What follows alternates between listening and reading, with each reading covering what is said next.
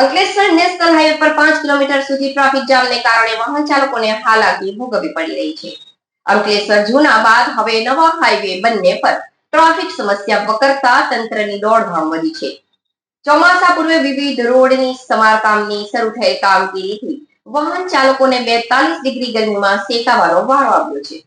Traffic જામનો પર્યાય બનેલ highway number 48 પર વાહનોની 5 કિલોમીટર લાંબી કતાર જોવા મળી રહી છે. વાહનોની લાંબી લાઈન લાગતા વાહન ચાલકો મુશ્કેલીમાં મુકાયા હતા. અંકલેશ્વરથી વાલિયા ચોકડીથી રાજપીપળા ચોકડી વચ્ચે સુરત તરફ જતી લેનમાં 5 કિલોમીટર સુધી વાહનોની લાંબી કતાર લાગી છે.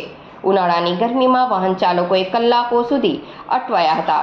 વાલિયા ચોકડી નજીક આમલા ખાડી પરના ઓવરબ્રિજ સાંકડો હોવાના કારણે વાહનોની ગતિ અવરોધાઈ રહી છે. તો અમરાવતી બ્રિજની પાસે પણ શરૂ થયેલ કામગીરીથી વાહનોના પૈંડા થંભી રહ્યા છે, જેના કારણે દિન પ્રતિદિન ટ્રાફિક જામની સમસ્યા વકરી રહી છે.